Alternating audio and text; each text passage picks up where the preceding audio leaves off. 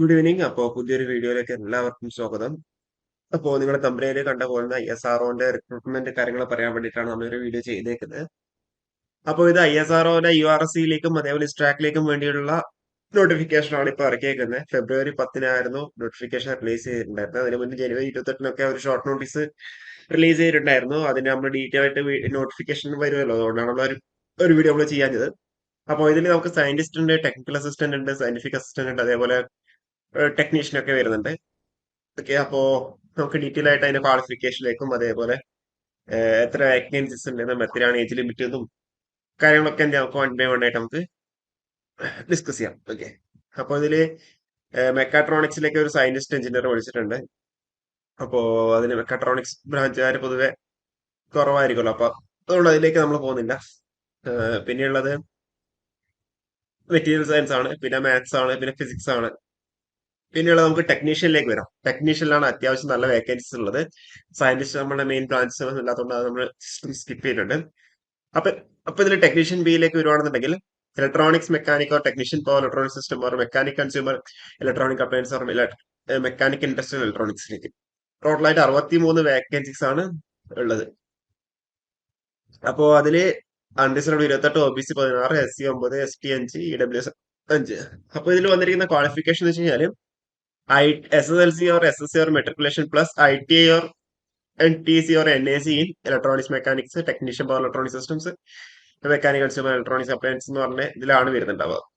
Okay, അപ്പൊ ഇതിൽ അത്യാവശ്യം നല്ല നമ്പർ ഓഫ് വേക്കൻസീസ് ഉള്ളതാണ്.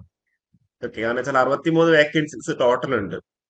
അപ്പൊ അത് അത്യാവശ്യം നല്ലൊരു വേക്കൻസിയാണ്, നല്ലൊരു പേ സ്കെയിലാണ് വരുന്നത്. അപ്പൊ അതിന്റെ ഡീറ്റെയിൽ ആയിട്ട് നമുക്ക് നോക്കാം. അതേപോലെ ഇലക്ട്രീഷ്യൻ ഉണ്ട്, 13 വേക്കൻസീസ് ഉണ്ട്. SLC or SSC or matriculation plus ITA in electrical or electrician from NCVT. അത്യാവശ്യം നല്ല വേക്കൻസീസ് ഉള്ളതാണ്. അതേപോലെ അപ്ലിക്കേഷൻ ഫീ ഒന്നും ഇല്ല, ചെറിയൊരു ഫീ മാത്രമേ ഉള്ളൂ. അപ്പോൾ നിങ്ങൾക്ക് അപ്ലൈ ചെയ്യാൻ വേണ്ടി പറ്റുന്നതാണെങ്കിൽ നിങ്ങൾ നിർബന്ധമായിട്ട് അപ്ലൈ ചെയ്യാം. നല്ലൊരു ഓപ്പർച്യൂണിറ്റി, ISRO പോലുള്ള നല്ലൊരു അത്രയ്ക്കും റെപ്യൂട്ടഡ് ആയിട്ടുള്ള ഒരു ഓർഗനൈസേഷനിൽ വർക്ക് ചെയ്യാന്ന് പറഞ്ഞാൽ അത്രയ്ക്കും നല്ലൊരു കാര്യം തന്നെയാണ്. അപ്പൊ ഇതില് റിട്ടേൺ ടെസ്റ്റും പിന്നെന്താ ഉള്ളത്, സ്കിൽ ടെസ്റ്റും മാത്രമേ ഉള്ളൂ.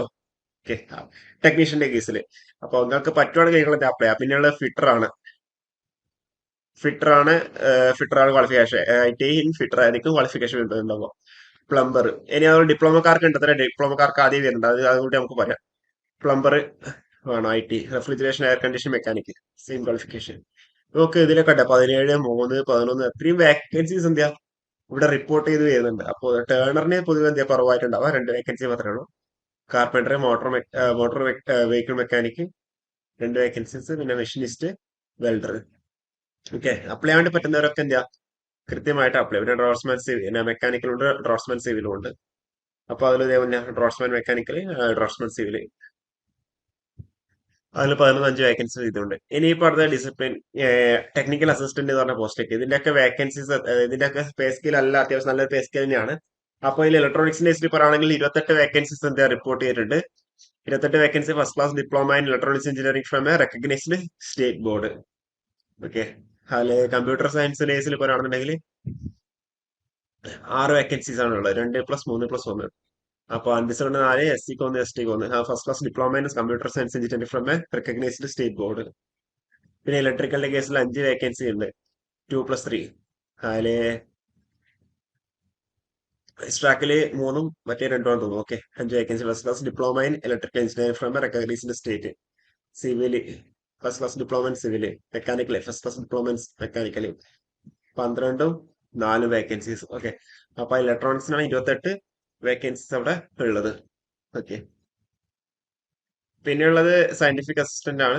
അതെന്താ നമ്മുടെ സയൻസ് സബ്ജക്ട്സിനൊക്കെ വരുന്നത്. അപ്പൊ നമുക്കിതിന്റെ അതേപോലെ ഓക്കെ, കുക്ക്, ഫയർമാൻ ഒക്കെ ഉണ്ട്, വെഹിക്കിൾ ഡ്രൈവേഴ്സ് ഉണ്ട്, പോസ്റ്റ്. അപ്പൊ ഇതില് പേ സ്കെയിലും അതുപോലെ ഏജ് ലിമിറ്റും കാര്യങ്ങളും നോക്കാം. നമുക്ക് ഉള്ള സയന്റിസ്റ്റിന്റെ പോസ്റ്റ് ഇല്ല. പിന്നെ ടെക്നിക്കൽ അസിസ്റ്റന്റ് ഉണ്ട്. ടെക്നിക്കൽ അസിസ്റ്റന്റ് 18 to 35 വയസ്സ് വരെയാണ് ഏജ് ലിമിറ്റ് വന്നിരിക്കുന്നത്. ലെവൽ 7 ആണ് കേട്ടോ. ലെവൽ 7, അതായത് 44,900 പ്ലസ് അഡ്മിസിബിൾ അലവൻസസ്. ഇപ്പൊ ടെക്നീഷ്യൻ ആണെങ്കിലോ 18 to 35 വയസ്സിലാണ് ഏജ് ലിമിറ്റ്. ലെവൽ 3 ആണ്, 21,700 per month plus admissible allowances. Okay, നല്ല പേ സ്കെയിൽ തന്നെയാണ് വരുന്നുണ്ടാവുക. അപ്പോ ഇതില് നിങ്ങൾക്ക് എത്രയാണ് അപ്ലൈ ചെയ്യേണ്ടി വരുന്നില്ല പറയാം. അപ്പൊ ഇതില് 10-ാം തീയതി ഓൺലൈൻ ആപ്ലിക്കേഷൻ സ്റ്റാർട്ട് ചെയ്തിട്ടുണ്ട്. 1-ാം തീയതി, മാർച്ച് 1-ാം തീയതി വരെ എന്താ നിങ്ങൾക്ക് അവിടെ അപ്ലൈ ചെയ്യാൻ വേണ്ടി പറ്റുന്നുണ്ടാവും. ഓക്കെ, പെട്ടെന്ന് തന്നെ അപ്ലൈ ചെയ്യാം. വെച്ചാൽ ലാസ്റ്റ് ഡേറ്റ് ആകുമ്പോൾ സൈറ്റ് ഒക്കെ ഹാങ് ആവും, എല്ലാവരും ഒരുമിച്ചിട്ടായിരിക്കും ചെയ്യുന്നുണ്ടാവും. നിങ്ങൾക്ക് അതിന്റെ സിഗ്നേച്ചറും ഫോട്ടോയൊക്കെ തന്നെ നിങ്ങൾ അപ്ലോഡ് ചെയ്യേണ്ടി വരും. ഇതിൽ പറഞ്ഞിരിക്കുന്നത് നിങ്ങൾ ഏറ്റവും ആദ്യം 750 രൂപ നിങ്ങൾ എന്ത് ചെയ്യണം, എല്ലാവരും 750 രൂപ ഫീസ് അടക്കണം. അതിനുശേഷം നിങ്ങൾ എക്സാം എഴുതി കഴിഞ്ഞാൽ എന്താ, 500 റുപ്പീസ് എന്താ അവിടെ റീഫണ്ട് ആവും. പക്ഷെ അതില് ഫീമെയിൽ കാൻഡിഡേറ്റ്സിനൊക്കെ എന്താ, ഫീമെയിൽ കാൻഡിഡേറ്റ്സ് അതേപോലെ കുറച്ച് കാറ്റഗറിയിൽ പെടുന്നവരുണ്ട്, അവർക്ക് എന്താ ഇത് ഫ്രീ ആണ്. ഓക്കെ, അവർക്ക് ഫുൾ, അതായത് refund in full for candidates for exempt from the payment application fee. Woman, SC/ST, PWD, ex servicemen കാൻഡിഡേറ്റ്സിന് എന്താ ഈ ഒരു പേയ്മെന്റ് അടച്ച് ഞങ്ങൾക്ക് എന്താ റീഫണ്ട് ആയിട്ട് കിട്ടുന്നുണ്ടാവും. ഈ 750 എന്ന് പറഞ്ഞത് ഈ സയന്റിസ്റ്റ് അതേപോലെ ടെക്നിക്കൽ അസിസ്റ്റന്റ്, സയന്റിഫിക് അസിസ്റ്റന്റ് എന്ന് പറഞ്ഞവരാണ് 750 രൂപ അടക്കേണ്ടത്. അപ്പോൾ നിങ്ങൾ നേരത്തെ പറഞ്ഞ കാറ്റഗറി ആണെങ്കിൽ ഫുൾ എമൗണ്ട് റീഫണ്ട് ചെയ്തിട്ടും, അതേപോലെ ബോയ്സ് അതേപോലെ അതർ എന്താ പറയുക EWS, OBC അവർക്കൊക്കെ ആണെങ്കിൽ എന്താ 500 രൂപ റീഫണ്ട് ആവുന്നു. 250 എന്തായിരിക്കും എക്സാം ഫീ. കാരണം വെച്ചാൽ ഇത് 750 എന്തുകൊണ്ട് വാങ്ങിയെന്ന് വെച്ചാൽ കുറെ പേര് എന്ത് ഈ 200 രൂപയാണെന്നുണ്ടെങ്കിൽ ചില എല്ലാവരും ഒന്നും അപ്ലൈ ചെയ്യുന്നുണ്ടാവില്ല. സോറി, അപ്ലൈ ചെയ്യും പക്ഷെ എക്സാം എഴുതുന്നുണ്ടാവും. അപ്പൊ അവർക്ക് നല്ലൊരു നഷ്ടമാണ്. അതുകൊണ്ടാണ് അവർ ഈ ഒരു രീതി ചെയ്യുന്നത്. നമ്മളെ റെയിൽവേയിലൊക്കെ ഇതിന് മുന്നേ ചെയ്തുകൊണ്ട് വന്ന സാധനമാണ്. ഇനി അടുത്തത് എന്താ, ടെക്നീഷ്യന്റെ കേസിലൊക്കെ ആണെന്നുണ്ടെങ്കിൽ 500 രൂപ എല്ലാവരും അടക്കണം. ഈ പറഞ്ഞ കാൻഡിഡേറ്റ്സിന് എന്താ എമൗണ്ട് റീഫണ്ട് ചെയ്യുന്നുണ്ട്, ഫുൾ എമൗണ്ട്. ബാക്കിയുള്ളവർക്ക് എന്താ 100 രൂപ അവിടെ പിടിക്കും, ബാക്കി 400 രൂപ എന്താ റീഫണ്ട് ആവുന്നുണ്ടാവും. ഓക്കെ, നിങ്ങൾക്ക് എങ്ങനെ വേണമെങ്കിലും പേയ്മെന്റ് ചെയ്യാം. ഇന്റർനെറ്റ് ബാങ്കിങ്, UP അല്ലെങ്കിൽ ഡെബിറ്റ് കാർഡ്സ് ഒക്കെ വെച്ചിട്ട് തന്നെ നിങ്ങൾക്ക് പേ ചെയ്യാൻ വേണ്ടി പറ്റുന്നുണ്ടാവും. ഓക്കെ, അപ്പോൾ നിങ്ങൾ റിട്ടേൺ ടെസ്റ്റ് എഴുതിയിട്ടില്ലാന്നുണ്ടെങ്കിൽ എന്താ നിങ്ങൾ അവിടെ റീഫണ്ട് കിട്ടുന്നുണ്ടാവില്ല. അപ്പോൾ ഇതിലെന്താ സ്വാഭാവികമായിട്ട് നിങ്ങൾക്ക് അവിടെ സയന്റിസ്റ്റ് ഒക്കെ ആണെങ്കിൽ റിട്ടേൺ ടെസ്റ്റും അതിൽ ഇന്റർവ്യൂ ഒക്കെ ഉണ്ടാവും. ടെക്നീഷ്യന്റെ ഒക്കെ ആകുമ്പോൾ എന്താ return test plus skill test ആയിരിക്കും മോസ്റ്റ് പ്രോബ്ലം ഉണ്ടാവുക. അപ്പോൾ ഇതിന്റെ എക്സാമിന്റെ പാറ്റേൺ എങ്ങനെയാണെന്ന് നോക്കി കഴിഞ്ഞാൽ സയന്റിസ്റ്റ് നമ്മൾ നോക്കേണ്ട ആവശ്യം വരുന്നില്ല. Okay, technical assistant, scientific assistant, അതേപോലെ technician, technical assistant, scientific assistant, library assistant, ഇത് 80 ക്വസ്റ്റ്യൻസ് ആയിരിക്കും ഉണ്ടാവുക. 80 MCQs ആയിരിക്കും ഉണ്ടാവുക. 90 മിനിറ്റ്സ് ഡ്യൂറേഷൻ. ഒരു മാർക്കാണ് പോസിറ്റീവ്. കറക്റ്റ് എക്സാം കറക്റ്റ് ആണെങ്കിൽ നെഗറ്റീവ് ഉണ്ട്, നെഗറ്റീവ് മാർക്കിംഗ് ഉണ്ട്. എത്ര, 0.33 മാർക്കിംഗ് നെഗറ്റീവ് മാർക്ക് ഉണ്ട്. ടെക്നീഷ്യൻ ആണെങ്കിലും അതേപോലെ 80 ക്വസ്റ്റ്യൻസ് തന്നെയാണ്. MCQs 1.5 hours ആണ്, 90 മിനിറ്റ്സ് ആണ്. കറക്റ്റ് ആണെങ്കിൽ ഒരു മാർക്കും, നെഗറ്റീവ് അടിച്ചു കഴിഞ്ഞാൽ എത്ര, തെറ്റായി കഴിഞ്ഞാൽ 1/3 മാർക്കും ഉണ്ടാവും. ഓക്കെ, അതുപോലെ ക്വാളിഫയിങ് നേച്ചറാണ് സ്കിൽ ടെസ്റ്റ് ഉണ്ടാവുക. 100 മാർക്സിനായിരിക്കും ഉണ്ടാവുക. ഓക്കെ, അപ്പൊ ഇതിൽ പാസ് ക്രൈറ്റീരിയ പറയുന്നുണ്ട്. അണ്ടർസ്റ്റുഡ് കേസിൽ 32/80 വേണം. റിസർവ്ഡ് കാൻഡിഡേറ്റ്സിന് 24/80. സ്കിൽ ടെസ്റ്റിനാണ് 50/100, 40/100.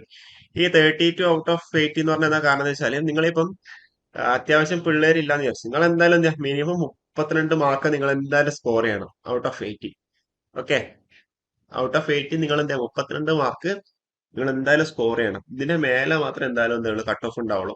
ഓക്കെ, ഇപ്പം നിങ്ങൾ 32 മാർക്ക്, നിങ്ങൾക്ക് 31 മാർക്ക് ഉള്ളൂ എന്ന് വിചാരിച്ചു, നിങ്ങൾ എന്താ നിങ്ങൾ എക്സാം എഴുതിയായിട്ടും കൂടി എന്താ അവരവിടെ കൺസിഡർ ചെയ്യില്ല.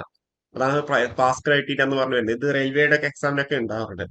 അതായത് നിങ്ങളിപ്പം 80 നിങ്ങൾക്ക് 32 മാർക്ക് ഉണ്ടെങ്കിൽ മാത്രമേ നിങ്ങൾ എന്ത് ചെയ്യുള്ളൂ, കൺസിഡർ ചെയ്യുള്ളൂ. അല്ലെങ്കിൽ എന്താ നിങ്ങൾ അവിടെ നിങ്ങളുടെ എക്സാം എഴുതിയായിട്ട് പോലും അവരോട് കണക്കാക്കൂല. കട്ട് ഓഫ് എന്തായാലും 40-ന് മേലേക്ക് ആയിരിക്കും ഉണ്ടാവുക. അപ്പോൾ ചിലപ്പോൾ ഞാൻ ജസ്റ്റ് എക്സാമ്പിൾ പറയാം, ഒരു 40 മാർക്കാണ് കട്ട് ഓഫ് എന്ന് വിചാരിച്ചോ. ഓക്കെ, ജസ്റ്റ് ഒരു എക്സാമ്പിൾ. അപ്പോൾ 40 മാർക്ക് ഇനഫ്. ഇപ്പൊ 40 മാർക്ക് അല്ലെങ്കിൽ 33 മാർക്കാണ് കട്ട് ഓഫ് വിചാരിച്ചോ. 40 33 മാർക്ക് കട്ട് ഓഫ്. ചിലപ്പോൾ എന്താ ഈ കട്ട് ഓഫ് വന്നിട്ട് അതിൽ കുറച്ച് പേര് ജോയിൻ ചെയ്തിട്ടുണ്ടാവില്ല. അപ്പോ അതെന്താ 32.33 മാർക്ക് ഉണ്ട്, അവരൊക്കെ എടുത്തു. പക്ഷെ നേരെ വെച്ച് 32 താഴെയുള്ളവരെന്താ പിന്നെ അവർ നോക്കും കൂടിയില്ല. കാരണം വെച്ചാൽ ഇവിടെ പാസ് മാർക്ക് നമ്മൾ പറഞ്ഞിട്ടുണ്ട് അല്ലേ, പാസ് മാർക്ക് 32 മാർക്ക് എന്ന് പറഞ്ഞു. അപ്പൊ 32 മാർക്കിന് മേലുള്ളവർ മാത്രമേ അവരവിടെ കൺസിഡർ ചെയ്യുള്ളൂ ബേസിക്കലി. ഓക്കെ, 32 നിങ്ങളുടെ മാർക്ക് 32 താഴെയാണെങ്കിൽ എന്തോ പിന്നെ നിങ്ങൾ എക്സാം എഴുതിയായിട്ട് പോലും അവരെന്താ അവിടെ കൺസിഡർ ചെയ്യുന്നുണ്ടാവില്ല. ഓക്കെ, ഇപ്പൊ ഈ ഒരു കാര്യം ഓർത്തു വെക്കുക. ഓക്കെ, അപ്പോ ഇത്രയും കാര്യങ്ങളാണ് നമുക്കിതിൽ മെയിനായിട്ട് പറയാനുള്ളത്. പിന്നെയുള്ളത് ജനറൽ കണ്ടീഷൻസ് ഒക്കെയാണ്, അത് നിങ്ങൾ ജസ്റ്റ് ഒന്ന് വായിച്ചു നോക്കുക. അതേപോലെ അനക്ഷറിൽ എന്താ റിസർവേഷന്റെ എന്താ പറയുക സർട്ടിഫിക്കറ്റിന്റെ ഫോർമാറ്റ് ഒക്കെ ഉണ്ട്, അത് ഞാൻ വേണമെങ്കിൽ ഇവിടെ അറ്റാച്ച് ചെയ്യാം. അപ്പോൾ ഇത്രയും കാര്യങ്ങളാണ് ഇവിടെ പറയാനുള്ളത്. ലാസ്റ്റ് ഡേറ്റ് പറഞ്ഞു March 1-ാം തീയതിയാണ്. അപ്പോൾ അതിന് മുന്നേ തന്നെ എന്താ അപ്ലൈ ചെയ്യാൻ ശ്രമിക്കുക എല്ലാവരും. അപ്പോൾ ഈ ഒരു വീഡിയോ നമുക്കിവിടെ വൈൻഡപ്പ് ചെയ്യാം. കൂടുതൽ അപ്ഡേഷൻസ് ആയിട്ട് നമുക്ക് വീണ്ടും കാണാം. Okay, thank you.